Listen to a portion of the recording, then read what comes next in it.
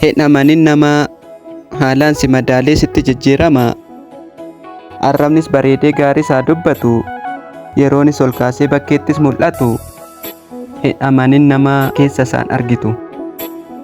Gaafa waa argattu, gaafa ati taatu dureessuma arjaa kan sin beekneen dhufee si jala hiriira. Atis ni gammaddaa gammachuun kee dachaa. Dhabdee gaafa taatu hiyyeessa rakkata, argaa kan kee jibbaa firruu si baqata.